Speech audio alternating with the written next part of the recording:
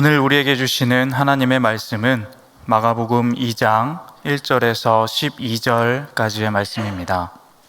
수일 후에 예수께서 다시 가버나움에 들어가시니 집에 계시다는 소문이 들린지라.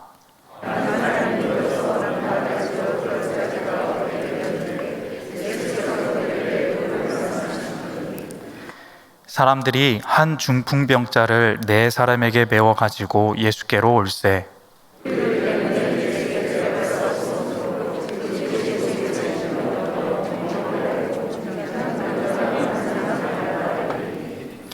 예수께서 그들의 믿음을 보시고 중풍병자에게 이르시되 작은 자야 내 죄 사함을 받았느니라 하시니, 이 사람이 어찌 이렇게 말하는가? 신성 모독이로다. 오직 하나님 한 분 외에는 누가 능히 죄를 사하겠느냐?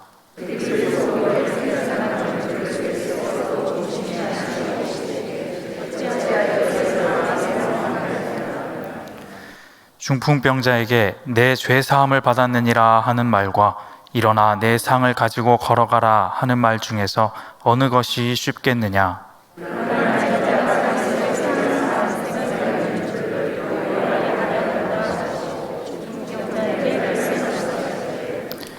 내가 내게 이르노니 일어나 내 상을 가지고 집으로 가라 하시니, 그가 일어나 곧 상을 가지고 모든 사람 앞에서 나가거늘 그들이 다 놀라 하나님께 영광을 돌리며 이르되 우리가 이런 일을 도무지 보지 못하였다 하더라. 아멘.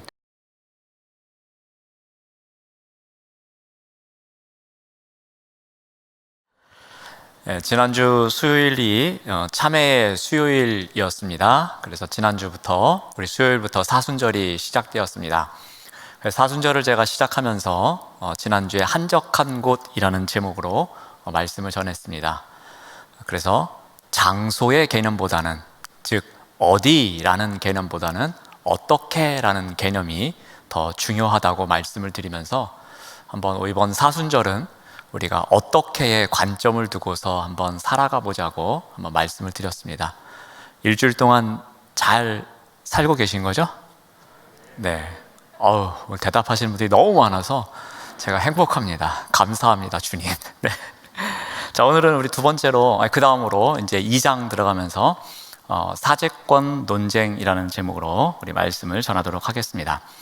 우리 마가복음 1장에서는 예수님께서 이 갈릴리 지역에서 가르치시고 고치시고 또 복음을 전파하시고 또 귀신을 쫓아내시는 그런 역동적인 사역을 계속해서 하셨습니다. 자, 그러한 가운데 하나님 나라에 대해서 선포하셨습니다. 자, 그러다 보니까 예수님이라는 그 명성이 자자해지기 시작했습니다. 그런데 이제 2장에 와서는 1장과는 분위기가 달라집니다. 반대에 부딪히는 일이 발생합니다. 그래서 오늘 본문부터 해서 3장 6절까지는 예수님께서 종교 지도자들과 함께 그들 사이에 있었던 5개의 논쟁이 나옵니다. 자, 그런데 학자들이 이 갈릴리에서 있었던 논쟁이다, 그래서 여기에다 부제목을 붙였는데 그것이 바로 갈릴리 논쟁입니다. 그러니까 갈릴리 논쟁 5가지를 이제 오늘부터 해서 3주간에 걸쳐서 다루는데, 이 5가지를 하나씩 다 하다 보면 5주간 걸려서 조금 지루하실 것 같아서 성격이 비슷한 2번째와 3번째 그리고 4번째와 5번째는 묶어서 오늘부터 해서 3주 동안 이 논쟁 이야기를 하고자 합니다. 이 논쟁에는 형식이 있습니다. 한 3가지 정도의 형식을 따르고 있는데요. 예수님께서 어떤 말씀을 하시든지 어떠한 행동을 하십니다. 그런데 그 말을 듣고 있는 종교 지도자들이 있고요, 예수님의 행동을 바라보는 종교 지도자들이 있습니다. 그러니까 예수님께서 어떤 말씀을 하시는지 어떤 행동을 하시는지를 보고 듣고 있다가 그것을 빌미 삼는 일들이 발생한다는 것입니다. 이 일을 제기하면서 논쟁을 시작하게 됩니다. 자, 이게 첫 번째 나오는 형식이고요. 그 다음 2번째 형식에는 무엇이 있냐면은 여기에 대해서 예수님께서 반박을 하시거나 또는 변호를 하시거나 예수님께서 전하고자 하는 말씀을 선포하시거나, 아무튼 종교 지도자들이 빌미를 삼고 논쟁을 일으키면 그 논쟁에 대해서 반박하시는 예수님의 선포 말씀이 나옵니다. 자, 그리고 마지막으로 이 선언에 대해서, 예수님의 가르침에 대해서, 예수님의 반박에 대해서 그 주변 사람들이나 아니면 종교 지도자들이 반응하는 내용이 나옵니다. 그래서 이의를 제기하고 예수님께서 반박하시고 그에 대한 결과, 이렇게 세 가지 형식을 통해서 이 논쟁 이야기가 이어지고 있습니다. 자, 그렇다면 이렇게 5가지 논쟁을 연이어서 열거하고 있는 이유가 무엇이냐라는 겁니다. 과연 이 논쟁이 담고 있는 효과가 있다는 것입니다. 자, 그것이 무엇인가 하면은 예수님께서 선포하시고자 하는 그 하나님 나라, 그 하나님 나라가 이 종교 지도자들과의 논쟁에 의해서 더욱더 분명하게 드러난다는 것입니다. 여러분, 그런 거 있지 않습니까? 정의에 대해서 잘 몰라요. 그리고 뭔가 애매합니다. 그런데 누군가와 토론을 하면서 정반합을 이끌어가는 과정 가운데 이 애매한 정의가 더욱더 확연하게 드러나는 경우가 있습니다. 바로 그러한 상황입니다. 예수님께서 선포하시는 하나님 나라에 대해서 지금 무리들이 잘 몰라요. 그리고 종교 지도자들도 잘 모르고 있습니다. 그런데 이렇게 5번의 논쟁을 거치는 가운데에 예수님께서 무슨 말씀을 하시는지 주변 사람들이 더 정확하게 알아간다는 거예요. 그래서 예수님의 새로운 가르침, 그 권세의 놀라움을 금치 못하는 일이 발생하게 된다는 것입니다. 바로 이 논쟁이 갖고 있는 효과가 이것이었습니다. 예수님의 정체성, 즉 마가복음에서 계속해서 밝히고자 하는 하나님의 아들, 그리고 그리스도라는 예수님의 정체성에 대해서도 이 논쟁을 통해서 더욱더 확실하게 밝혀주고 있다는 것입니다. 유대교의 전통과는 다른 하나님 나라, 유대교에서 이야기하는 다른 메시아상, 그런 것이 오히려 이 논쟁을 통해서 더욱더 잘 부각되고 있음을 보여줍니다. 그것이 바로 이 5개 단락에서 나오는 이 논쟁이 갖고 있는 효과입니다. 자, 그렇다면 첫 번째 논쟁을 오늘 한번 살펴보겠습니다. 소위 사제권 논쟁입니다. 오늘 본문에는 4친구가 중풍병자 친구를 데리고서 예수님께로 나아오는 이야기입니다. 그래서 이 이야기의 초점은 언제나 우리는 치유 사역에 맞추고 있습니다. 그런데 오늘 본문을 자세히 읽어보면 치유 사역보다는 사제권에 대한 논쟁에 더 방점이 찍혀 있는 것을 알 수 있습니다. 자, 우리 1절 말씀을 봅니다.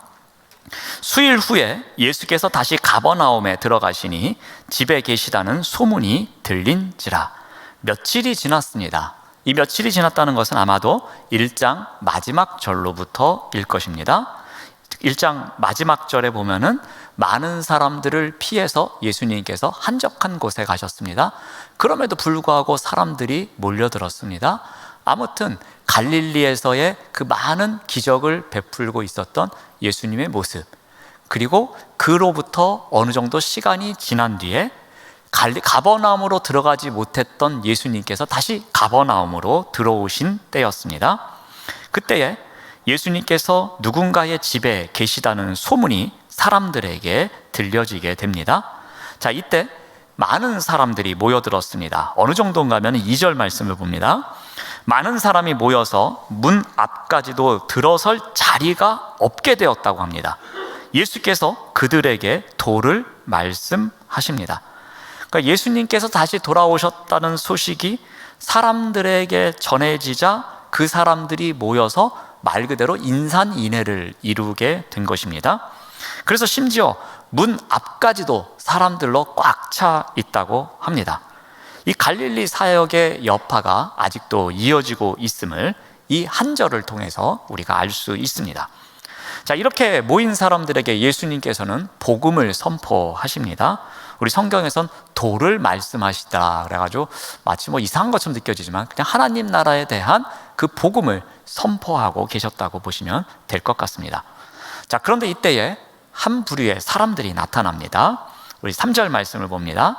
사람들이 한 중풍병자를 네 사람에게 메워가지고 예수께로 올세라고 합니다.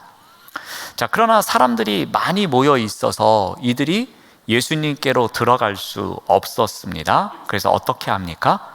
우리가 잘 알고 있는 것처럼 4절에 나옵니다. 무리들 때문에 예수께 데려갈 수 없으므로 그 계신 곳에 지붕을 뜯어 구멍을 내고 중풍병자가 누운 상을 달아 내렸다고 합니다. 자, 이들의 행동은 크게 세 가지로 집약되고 있습니다. 지붕 위로 올라갔다고 합니다. 그리고 그 다음에는 지붕을 뜯어내서 구멍을 만듭니다. 그리고 마지막으로 자신들의 친구를 아래로 집 안으로 내리는 장면이 나옵니다. 자, 이게 어떻게 가능했냐면은 당시에 그 이스라엘 사람들이 살고 있는 집의 구조를 알면 쉽게 이해할 수가 있습니다. 단층 집입니다. 그리고 사면은 이스라엘에서 흔히 볼 수 있는 석회암으로 지어져 있습니다. 그런데 이 지붕은 이 올라갈 수 있는 옆에 이렇게 계단이 있었습니다. 5개의 계단이라고 하는데 그 계단을 통해서 지붕으로 올라갈 수 있었습니다. 지붕은 수평으로 이루어져 있습니다. 이 돌 무화과 나무 가지를 이용해서 이 대들보를 깔고 또 그 위에다가 갈대나 종려나무 가지를 깐 이후에 진흙을 묻혀서 진흙으로 일종의 시멘트 역할을 하는 것이었죠. 그것으로 이 지붕을 만들곤 했습니다. 그리고 평상시에도 그 지붕에다가 지붕에서 낮잠을 자기도 하고, 그리고 지붕에 어떠한 것을 말릴 때 사용하기도 했습니다. 그러므로 이 지붕을 만든 재료가 흙과 나무였기에 요즘 콘크리트였으면 당연히 이것을 뜯을 수 없었을 겁니다. 근데 흙과 또는 나무로 만들어져 있었기 때문에 해체하기에는 조금 용이했을 것입니다. 자, 그런데 이러한 행동을 한번 생각해 보면 이건 집주인이나 그 집 안에 있었던 사람에게 있어서는 상당히 기분이 안 좋은 일이었을 겁니다. 매우 곤란한 행동처럼 보여집니다. 일단 남의 집을 훼손하는 것입니다. 그리고 그 안에 있는 사람들은 이 지붕을 뜯다 보면 그 먼지든 나뭇가지든 뭐든 아래로 떨어졌기 때문에 저 사람들 뭐 하는 거야 하면서 좀 짜증을 낸다든지 인상을 찌푸릴 수 있는, 충분히 그럴 만한 일이었습니다. 자, 그럼에도 불구하고, 이러한 어려움에도 불구하고 이 중풍병자를 예수님께 보여드리기 위해서, 그 질병을 치유하기 위해서 그 사람들은 간절한 마음을 갖고 그러한 행동을 한 것이었습니다. 자, 그런데 중요한 것은 이러한 친구들의 행동을 예수님께서 어떻게 보셨느냐는 것입니다. 우리 5절 말씀을 봅니다. 예수께서 그들의 믿음을 보셨다고 합니다. 그리고 중풍병자에게 이르시되 작은 자야 내 죄사함을 받았느니라 라고 말씀하십니다. 자, 예수님이 보신 것은 그들이 누구의 집을 손상케 하는 일, 그리고 그 집 안에 있는 사람들을 불편케 하는 일, 그 일이 우선이 아니라 그들의 믿음을 보셨다고 성경은 기록하고 있습니다. 즉, 방해물이 있음에도 불구하고 많은 사람들이 있어서 예수님께로 나아올 수 없는 절망의 순간에도 불구하고 포기하지 않는 불굴의 의지, 이 친구의 병을 고쳐야만 하겠다는 간절한 마음, 그리고 예수님께로 어떻게든지 나아가기만 하면 우리의 친구가 병 나음을 얻을 것이라는 그러한 예수님에 대한 신뢰, 이 모든 것을 갖고 나아왔다는 것입니다.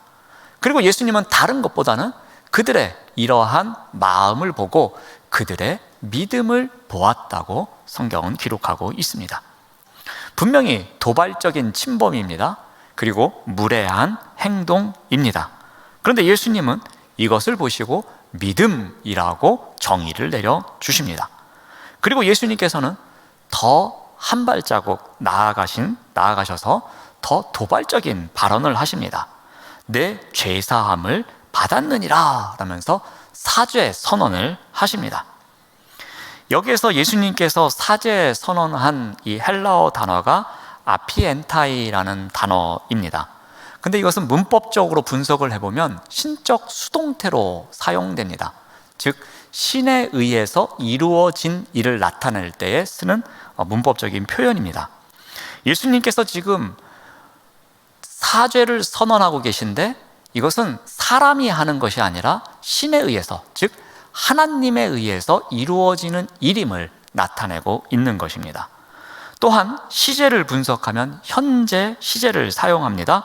즉 지금 사죄는 예수님께서 선포하시는 바로 이 순간, 그 순간에 사죄가 이루어졌음을 나타내고 있습니다. 그러니까 예수님께서 너의 죄를 사하노라 라고 선포하는 그 순간에 이 죄사함이 하나님에 의해서 이루어지는 일이며 지금 나의 선포로 인해서 이 사죄함이 일어나고 있음을 나타내고 있는 것입니다. 여러분, 구약에도 보면 이 병치유 사건이 나옵니다.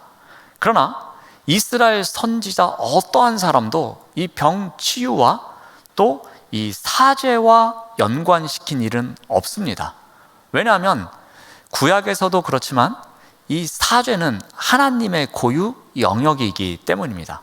그래서 병치유와 함께 사죄 선언은 어느 누구도 할 수 없는 일이었습니다. 하나님만이 하실 수 있는 일이었습니다. 자, 그런데 지금 예수님을 통해서 죄사함이 선포되고 있습니다. 자, 이것이 빌미가 됩니다. 이것이 오늘 논쟁의 빌미거리가 되고 있습니다. 바로 죄사함이 선포되는 장소에 사두개인들이, 서기관들이 함께 있었습니다. 중풍병자를 향한 예수님의 죄사함 선언을 듣고서 그 자리에 있던 서기관들이 논쟁의 빌미를 잡습니다. 그래서 6절 말씀을 보면은 어떤 서기관들이 거기 앉아서 마음에 생각하기를 이라고 시작합니다. 여기서 생각하다라는 단어는 우리가 그냥 곰곰이 생각하는, 어떤 아이디어를 생각하는, 이 사람에게 무엇을 잘해줄까, 사랑하는 사람에게 어떤 선물을 해줄까 하면서 곰곰이 생각하는 선한 의도의 생각함이 아닙니다. 그래서 우리 70인역 성경이라고 들어보셨을 텐데 거기에서는 이것을 번역할 때 악한 생각을 하다라고 구체적으로 번역을 합니다. 음모를 꾸미다라는 뜻을 갖고 있는 것입니다. 그러니까 그대로 번역을 해보면 어떤 서기관들이 거기에 앉아서 마음에 음모를 꾸미다 또는 악한 생각을 하고 있었다라고 번역하시면 더 조금 직역하는 것이 아닐까 생각을 합니다. 자, 그런 뜻으로 이제 사용이 되어졌습니다. 그렇게 음모를 꾸민 서기관들이 어떻게 말을 합니까? 7절 말씀을 봅니다. 이 사람이 어찌 이렇게 말하는가? 신성모독이로다. 오직 하나님 한 분 외에는 누가 능히 죄를 사하겠느냐? 라면서 매우 격분하여 말하고 있습니다. 서기관들은 이런 말을 하면서 예수님을 어느 정도 경멸하는 단어를 사용하고 있습니다. 7절이 어떻게 시작하고 있습니까? 이 사람이라고 시작합니다. 아니, 이 사람이 지금 뭐하고 있는 거야? 이런 표현이라고 생각하시면 될 것 같습니다. 어찌 이렇게 말을 하는가 하면서 신성모독죄의 대상임을 선포하고 있습니다. 신성모독죄는 사형죄에 해당됩니다. 그리고 우리가 알고 있는 것처럼 예수님께서 사내들인 공회에서 재판을 받으실 때의 죄명 가운데 하나가 신성모독죄였습니다. 바로 이 부분부터 계속해서 그 부분이 발전되어 갔던 것입니다. 자, 메시아 시대가 도래하면 이 죄사함의 은혜가 있을 것이라고 구약의 선지자들에 의해서도 예언이 되었습니다. 그럼에도 불구하고 구약 성경에서는 죄사함의 주체는 항상 하나님이셨습니다. 자, 그런데 그런 사고에 젖어 있는 서기관들이 있는 곳에서, 그리고 그러한 주장을 많이 하는 사람들, 그리고 그러한 개념이 잡혀 있는 사람들이 살고 있는 그때에 이러한 선포가 발표되었으니 사람들이 어떠했겠습니까? 어떤 일이 벌어졌겠습니까? 예수님께서 지금 그 죄사함의 주장을 말씀하고 계실 때에 서기관들은 예수님의 이와 같은 행위가 신성을 모독한 행위라고 반박하고 있습니다. 자, 예수님의 어떤 말과 행동을 보고서 지금 종교 지도자들이 반박하고 있습니다. 종교 지도자들이 이의를 제기했습니다. 자, 그렇다면 마지막 과정에서 해야 될 일이 무엇입니까? 이제 예수님의 선포. 이것은 그런 게 아니야 라면서 반론하는 선포가 이제 남아 있습니다. 이제 예수님께서 이러한 일에 대해서 어떻게 응답하시는가 보면은 8절 말씀을 봅니다. 그들이 속으로 이렇게 생각하는 줄을 예수께서 곧 중심에 아시고 이르시되 어찌하여 이것을 마음에 생각하느냐라고 말씀하십니다. 예수님은 서기관들이 이 마음속으로 자신을 비난하는 것을 그의 영으로 즉시 알아차렸다고 성경은 기록하고 있습니다. 예수님께서 곧 중심에 알아차리셨다고 합니다. 그의 중심에 아셨다는 것, 그것은 그의 영으로 아셨다는 겁니다. 그러니까 이 서기관들이 생각으로 그들의 마음속으로 악한 의도를 품었다는 것과는 전혀 반대의 대조되는 모습이기도 합니다. 그런데 이 마가복음에서는 조금 전에도 말씀드렸지만 이 마음, 생각이 부정적인 의미로 사용될 때가 많이 있습니다. 그런 종교 지도자들의 마음이나 생각과는 대조적으로 예수님께서는 그의 중심, 그의 영으로 이것을 아셨다고 기록하고 있습니다. 자, 또한 어떻게 아셨냐면 예수님께서 곧 중심에 아셨다고 합니다. 즉시 아셨다는 겁니다. 그만큼 예수님께서는 속마음을 읽는 능력도 뛰어남을 강조하고 있는 것입니다. 자, 예수님께서 이제 본격적으로 그들의 마음을 아시고서 선포하십니다. 자, 9절 말씀을 봅니다. 중풍병자에게 내 죄사함을 받았느니라 하는 말과 일어나 내 상을 가지고 걸어가라 하는 말 중에서 어느 것이 쉽겠느냐라고 합니다. 예수님께서 이 종교 지도자들에게 아주 애매한 질문을 던집니다. 자, 여러분은 어떻게 생각하십니까? 자, 둘 중에 뭐가 쉬울 것 같습니까? 사람의 죄를 사해 주는 게 쉬울 것 같습니까? 아니면 중풍병자를 일으켜 세워서 걸어가게 하는 게 쉬울 것 같습니까? 자, 사람이 사람의 죄를 용서할 수 없는 세상이었습니다. 하나님을 대신할 수 있는 사람은 아무도 없었습니다. 그러므로 이 죄사함을 선포하는 것 불가능한 일입니다. 자, 그리고 중풍병자가 한순간에 일어나서 걸어가는 일, 이 또한 불가능한 일이었습니다.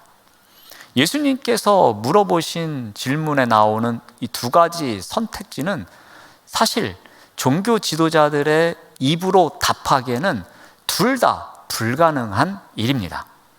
그런데 이론적으로는 뭐가 더 불가능하겠습니까? 사람이 신이 될 수 없기에 아마도 전자가 더 불가능한 일이었을 겁니다. 하나님을 대신할 수 없기에 속죄함이 불가능한 일입니다. 하지만 표면적으로 보면 내가 죄 용서함을 받았다라는 것은 확인할 수 있는 방법이 없습니다. 여러분, 중풍병자가 그 자리를 들고 일어서 걸어가는 것과 그 중풍병자가 죄사함을 받는 것, 어느 것이 확인하기가 더 쉽습니까? 당연히 중풍병자가 그 자리를 들고 일어나서 걸어가는 것이 우리 눈에 보이는 일이기 때문에 확인하기가 더 쉬운 일입니다. 그 사람이 죄사함을 받았는지 안 받았는지 우리 눈으로 확인하는 일은 그거는 더 힘든 일입니다. 아무튼 예수님께서는 이렇게 모호한 질문을 던지십니다. 그리고 예수님께서 계속해서 말씀하십니다. 10절 말씀을 봅니다. 그러나 인자가 땅에서 죄를 사하는 권세가 있는 줄을 너희로 알게 하려 하노라 하시고 중풍병자에게 말씀하십니다. 신성 모독죄로 몰고 있는 그들에 대해서 반박하시면서 예수님께서는 A가 쉽겠냐 B가 쉽겠냐라고 질문을 던지고 아무 대답도 하지 못하자, 자, 그러면 내 이야기를 잘 들어봐라 하면서 나에게 어떠한 권세가 있는지 설명해 주겠다라는 뉘앙스로 보시면 될 것 같습니다. 예수님은 하나님 한 분 이외에 인자가 죄사함의 권세가 있음을 선포하고 계십니다. 예수님의 이 주장은 서기관들은 물론 이 종교 지도자들이라면 신성 모독죄로 들릴 수밖에 없는 것이었습니다. 그 당시에 하나님을 대신해서 죄사함을 선포할 수 있는 유일한 곳이 있었습니다. 바로 예루살렘 성전이었습니다. 예루살렘 성전에서 제사장이 제물을 드리면서 죄사함을 선포할 수 있었습니다. 죄사함은 오직 성전 제사와 제사장의 선언에 의해서 이루어졌습니다. 그런데 지금은 성전에서 제사도 드리지 않고 있습니다. 제사장도 없습니다. 일반적으로 보이는 사람이 사죄를 선언하고 있는 것이었습니다. 엄청난 도발입니다. 근데 예수님께서는 이 논쟁을 이제 마무리를 지어 가십니다. 그러면서 마지막으로 중풍병자에게 이렇게 말씀하십니다. 11절 말씀을 봅니다. 내가 네게 이르노니 일어나 내 상을 가지고 집으로 가라 라고 말씀하십니다. 내 상을 들고 집으로 가라고 말씀하시면서 예수님의 말씀이 즉각적으로 현실화되고 있음을 보여주고 있습니다. 예수님의 죄사함의 권세, 그리고 병자를 고쳐주시는 치유의 사역, 이것이 동시에 일어나고 있음을 보여주고 있습니다. 자, 그런 일이 생기자 어떤 반응이 일어납니까? 12절 말씀을 봅니다. 그가 일어나 곧 상을 가지고 모든 사람 앞에서 나가거늘 그들이 다 놀라 하나님께 영광을 돌리며 이르되 우리가 이런 일을 도무지 보지 못하였다 하더라. 자, 마지막 반응입니다. 사람들이 어떻게 반응을 일으킵니까? 하나님께 영광을 올려드립니다. 그리고 우리가 이런 일을 도무지 본 적이 없어 라면서 그들이 깜짝 놀라는 일을 보여주고 있습니다. 지금까지 이런 일을 도무지 보지 못하였다라고 이야기를 합니다. 그러니까 중풍병자의 치유만이 아니라 그동안 가버나움에서 일어났던 여러 가지 치유 사건에 대해서 들었을 것입니다. 사람들은 예수님의 치유 그리고 사죄 선언에 대해서 모두가 다 놀라워하고 있습니다. 자, 이것을 통해서 예수님의 치유 사역과 죄 용서가 떨어질 수 없는 완전한 구원을 이루기 위해서 권세를 갖고 계신 예수님의 모습을 보여주고 있습니다. 예수님의 치유와 사죄 선언에 하나님이 함께 하셨음을 보여주고 있는 것입니다. 하나님만이 하실 수 있는 사죄 선언, 그리고 그리스도를 통해서 일어나는 치유 사건, 그것을 통해서 하나님의 아들 그리스도의 사역을 다시 한번 보여주고 있는 것입니다. 이것을 통해서 이러한 논쟁을 통해서 예수님이 어떠한 분이신지를 다시 한번 보여주고 있습니다. 자, 오늘 본문은 치유 사건인 것 같으면서도 그 사건보다는 이 사건을 통해서 일어난 어떤 논쟁, 즉 사죄권 논쟁에 대해서 해결되어져 가는 그러한 과정을 보여줍니다. 예수님과 종교 지도자들 사이에 논쟁이 있었음을 기록하고 있는 기사입니다. 자, 그렇다면 우리가 한 가지 살펴볼 것은 이 논쟁 가운데에서 이 마가복음이 무엇을 나타내고자 하는가입니다. 이 사죄 논쟁이 일어나게 된 것은 이 사건의 배경이 무엇인지 한번 다시 봐야 할 것입니다. 이 배경에 중요한 사건이 놓여 있는 걸 통해서 우리가 한 가지 적용해 보고자 합니다. 여러분, 이 사건이 일어나게 된 계기, 그 시작으로 돌아가면 어떠한 일이 있었습니까? 바로 친구들의 믿음이 있었습니다. 그리고 예수님은 그 친구들의 믿음을 보고 치유 사건과 사죄권의 그 사건을 또 함께 하십니다. 그러니까 이 친구들의 믿음에 의해서 이 일이 일어나게 된 것이었습니다. 중풍병자를 예수님께로 데리고 가면 고쳐줄 수 있을 것이라는 예수님에 대한 믿음, 그 믿음이 이 논쟁의 시작점이었습니다. 그들에게는 예수님만이 생명이시고 예수님만이 구원이시고 예수님만이 소망이시라는 믿음의 확신이 있었습니다. 그래서 중풍병자의 친구들이 그 믿음으로 예수님께 나아갔던 것입니다. 중풍병자 친구들이 뭘 할 수 있었겠습니까? 그들은 분명히 한계가 있는 사람들이었을 겁니다. 그리고 그들의 삶도 아마도 그렇게 녹록하지는 않았을 것입니다. 그들의 실존의 모습 자체만으로도 버거운 사람들이었을 것입니다. 자, 그런데 친구들이 이와 같은 것으로만 가득 차 있는 가운데에 절망의 삶을 살아갔더라면 아마도 아무 일도 일어나지 않았을 것입니다. 그런데 그들의 중심에는 이와 같은 것 이외에 믿음이라는 것이 있었습니다. 예수님을 향한 간절한 믿음이 이 친구들에게는 중심에 자리하고 있었다는 것입니다. 자, 그런데 여기서 한 가지 더 중요한 것이 있습니다. 이 믿음이 그들에게는 내재하고 있는 것으로 끝나는 것이 아니라 이 믿음이 행함으로 나타났다는 것입니다.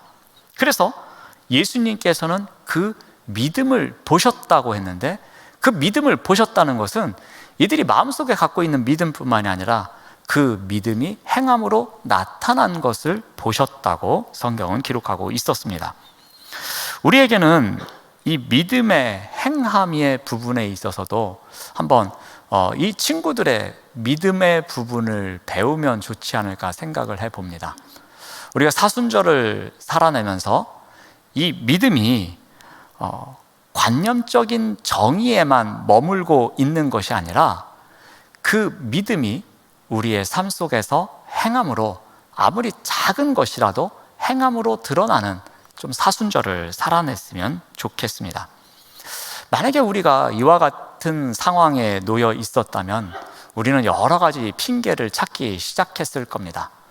도움을 절박하게 요청하는 친구가 있는데 그 친구와 함께 믿음의 행함을 하는 것보다는 나에게는 돕고 싶어도 도울 것이 없고 나에게는 돕고 싶은 마음이 있어도 그렇게 행할 의지가 없다는 이런저런 핑계를 댈 것입니다. 도울 마음이 없어서 그렇지 도울 방법이 없는 것은 사실 아닙니다. 우리는 이 도울 마음만 있다면 크고 작은 방법을 동원해서라도 누군가를 돕는 믿음의 행동을 할 수 있습니다. 마치 내 친구가 중풍병자를 데리고 예수님께 나아온 것처럼 많은 사람들이 있어서 갈 수 없다는 이런저런 핑계를 대는 것이 아니라 나아갈 길이 막혀 있어서 도저히 갈 수 없다고 자신이 발뺌을 하는 것이 아니라 그러한 한계에도 불구하고 그 믿음을 행동으로 보여주는 데까지 나아가느냐 나아가지 못하느냐가 중요하다는 것입니다. 이 친구들은 결코 포기하지 않았습니다. 돕기를 원했기 때문에 도울 수 있는 방법을 찾을 수 있었다는 것입니다. 그들이 돕고자 하는 마음이 없었다면 지붕으로 올라갈 생각도 안 했을 것이고 지붕을 뜯어낼 생각도 안 했을 것이고 그 집 안으로 자신의 친구를 들어내릴 생각도 하지 않았을 것이라는 겁니다. 도와줄 마음이 있었기에, 그 믿음을 갖고서 있었기에 그 믿음을 행동으로 옮기고자 했다는 것입니다. 자, 우리의 믿음이 행함으로 나타나는 것이 매우 중요합니다.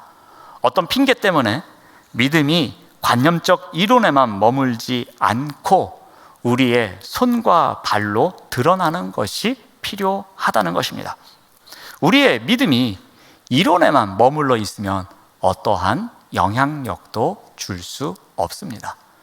우리가 사순절 기간을 살아내면서 우리의 믿음을 너무 정적인 부분에서만 찾고자 하지 말고 그 정적인 부분에서 조금은 벗어나서 동적인 부분을 찾는 것 또한, 그래서 우리의 믿음이 조금 움직일 수 있도록, 우리의 손과 발을 통해서 움직일 수 있도록, 그래서 누군가에게는 영향력을 줄 수 있도록 하는 믿음의 행위가 있어야 할 것입니다. 우리의 손과 발로 행하는 믿음이 있어야지만, 계속해서 제가 주일마다 강조하는 나와 이웃과 우리 공동체를 온전히 세워 나갈 수 있을 것입니다. 오늘 중풍병자의 이야기, 이것은 논쟁과 관련된 이야기입니다. 하지만 그 논쟁이 나오기까지는 믿음이라는 중요한 주제가 있었습니다. 근데 그 믿음은 관념적인 이론에만 머문 것이 아니었습니다. 손과 발이 움직이는 믿음이었습니다. 그 믿음이 있는 삶을 살아가시는 우리 모두가 되시기를 바랍니다. 기도하겠습니다. 하나님 감사합니다. 우리의 믿음이 관념적 이론에만 머물지 않게 하옵시고 우리의 손과 발로 행하는 믿음으로 나와 이웃과 교회를 온전히 세워나가는 삶을 살아내도록 인도하여 주시옵소서. 예수님의 이름으로 기도드립니다. 아멘.